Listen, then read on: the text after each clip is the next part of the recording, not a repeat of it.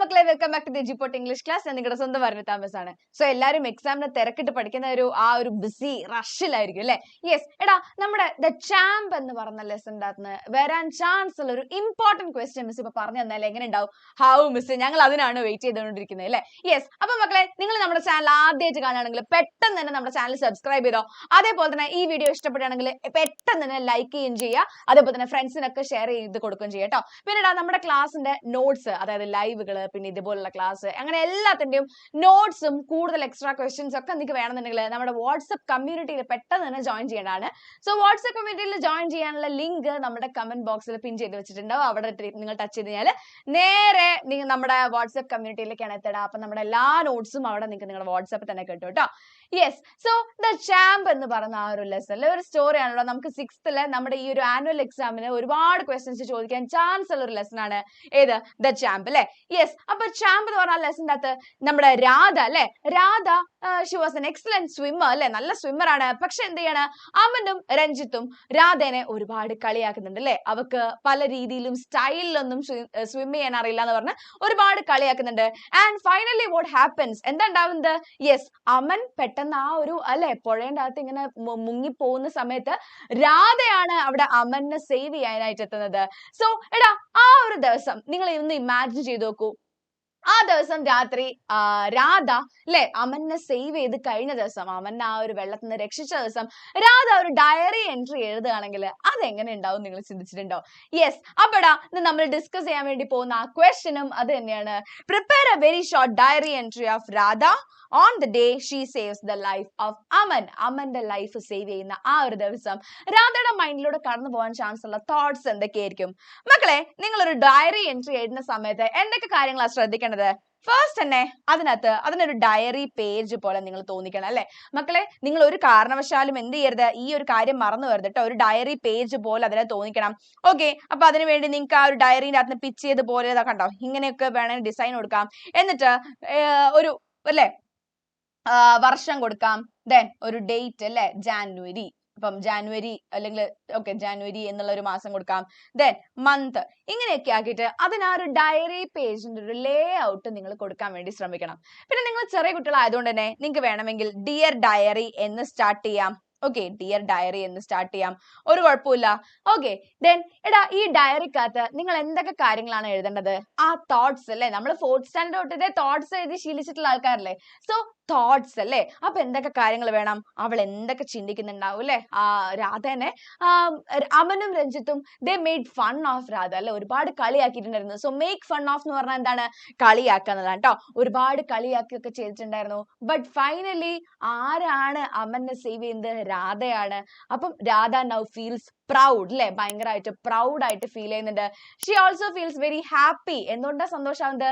Because എല്ലാവരും അവളുടെ swimming സ്കില്ലിനെ അല്ലെ എല്ലാവരും കൺഗ്രാറ്റുലേറ്റ് ചെയ്യാണ് ചെയ്യുന്നത് അല്ലെ. So Radha also feels happy. So അവളുടെ ഇമോഷൻസ്, രാധയുടെ അല്ലെങ്കിൽ ഏത് ക്യാരക്ടറിന്റെ ആയാലും ആ ക്യാരക്ടറിന്റെ ഇമോഷൻസ്, ഫീലിങ്സ്, അതേപോലെ തന്നെ ആ ഒരു ദിവസമുള്ള ഫീലിങ്സ്, ഇങ്ങനെയുള്ള കാര്യങ്ങളൊക്കെ തന്നെയും എന്ത് ചെയ്യണം? പിന്നെ തോട്ട്സ് അല്ലെ, അവർ ചിന്തിച്ചുകൊണ്ടിരിക്കുന്ന കാര്യങ്ങൾ എന്തൊക്കെയാണോ ആ തോട്ട്സ് ആണ് നിങ്ങൾ എഴുതേണ്ടത് കേട്ടോ.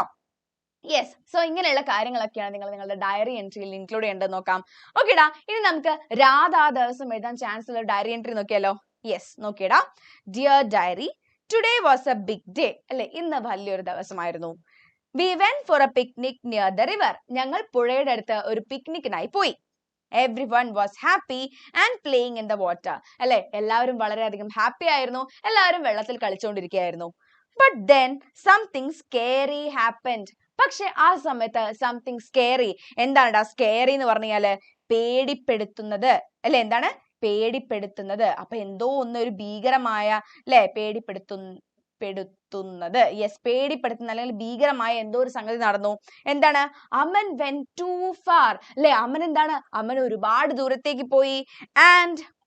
And the strong water started pulling him away അല്ലെ. Aman went too far, Aman ഒരുപാട് ദൂരത്തേക്ക് പോയി.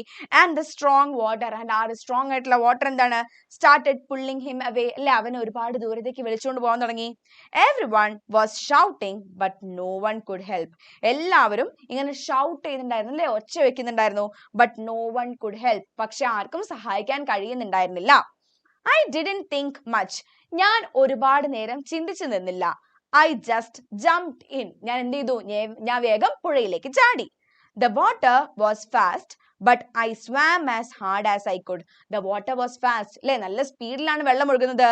But I swam as hard as I could. പക്ഷെ ഞാൻ എനിക്ക് പറ്റുന്ന അത്രയും സ്പീഡിൽ എന്ത് ചെയ്തു? വേഗം തുഴഞ്ഞു പോയിന്ന് അല്ലേ? I reached Aman and told him not to be scared. I reached Aman. ഞാൻ അമന്റെ അടുത്തെത്തി and told him not to be scared. എന്നിട്ട് അവനോട് പറഞ്ഞു എന്ത്? നീ വെറുതെ പേടിക്കരുതെന്ന് പറഞ്ഞു അല്ലേ? Slowly I brought him back. അങ്ങനെ പതുക്കെ I brought him back. അവനെ ഞാൻ തിരിച്ചു കൊണ്ടുവന്നു അല്ലേ? When we reached the shore, everyone was looking at me. ഞങ്ങൾ ആ കരയിലേക്ക് എത്തിയപ്പോൾ, എന്താ മക്കളെ ഷോർ എന്ന് പറഞ്ഞാല്? ഷോർ എന്ന് പറഞ്ഞാൽ കരയാണ് കേട്ടോ. അവർ ആ പുഴയുടെ ആ ഒരു വക്കത്തല്ലേ, പുഴയുടെ തീരം അല്ലെങ്കിൽ ആ വക്കം എന്നുള്ളതാണ് ഷോർ അല്ലേ? അപ്പൊ യെസ്, ഞങ്ങൾ ഇങ്ങനെ കരയിലേക്ക് എത്തിയപ്പോൾ, കര. Yes, when we reached the shore, everyone was looking at me. എല്ലാവരും ഞങ്ങളെ നോക്കിക്കൊണ്ടിരിക്കുകയായിരുന്നു. They called me a hero. So അവരെല്ലാവരും എന്നെ എന്ത് വിളിച്ചു? അവരെല്ലാവരും എന്നെ ഒരു ഹീറോ എന്ന് വിളിച്ചു അല്ലേ? Ranjit and Aman said sorry for making fun of me before. കണ്ടോടാ ആ ഒരു കാര്യം അല്ലേ? Aman and Ranjit said sorry for making fun of me before. മുന്നേ എന്നെ കളിയാക്കിയതിന് അവരെന്നോട് സോറി പറഞ്ഞു. They even said I swim like a fish. അവരെന്ത് പറഞ്ഞു? They even said I swim like a fish. അല്ലേ, ഞാനൊരു മീനിനെ പോലെയാണ് നീന്തുന്നത് സ്പീഡിൽ അല്ലേ? Then today I feel proud and happy. കണ്ടോ, today I feel proud and happy. ഇന്ന് എനിക്ക് ഭയങ്കര സന്തോഷം അതുപോലെ തന്നെ ഭയങ്കര പ്രൗഡും ആയിട്ട് ഫീൽ ചെയ്യാണ്. Good night Radha. Yes, so ഇങ്ങനെയാണ് മക്കളെ ആ ഒരു ഡയറി എൻട്രി എഴുതേണ്ടത്. നിങ്ങൾക്ക് മിക്കവാറും ചോദിക്കാൻ ചാൻസ് ഉള്ള ഒരു ക്വസ്റ്റ്യനും കൂടിയാണ് കേട്ടോ ഈ ഡയറി എൻട്രി. അത് തന്നെ ചിലപ്പോൾ രാധയുടെ ഡയറി എൻട്രി തന്നെ ചോദിക്കാനും ചാൻസ് ഉണ്ട്. സോ ആ ഒരു ക്വസ്റ്റ്യൻ പഠിച്ചല്ലോ. ഇനി പെട്ടെന്ന് ഒന്നും കൂടി ഈ ഒരു വീഡിയോ ഒന്നുകൂടെ കണ്ടോ. അതേപോലെ തന്നെ എന്ത് ചെയ്യുക, നമ്മുടെ വീഡിയോ പെട്ടെന്ന് ലൈക്ക് ചെയ്യുക. ഇനി ഇതേപോലെ തന്നെ നിങ്ങൾക്ക് നെക്സ്റ്റ് ആരുടെ ഡയറി എൻട്രി ആണ് അല്ലെങ്കിൽ ഏത് ക്വസ്റ്റ്യൻ ആണ് വേണ്ടതെന്ന് വേഗം തന്നെ കമന്റ് ചെയ്താൽ മിസ് അതിനുള്ള ആൻസർ ആയിട്ട് വരാം കേട്ടോ. അപ്പൊ നമുക്ക് അടുത്ത വീഡിയോയിൽ കാണാം. Till then bye bye.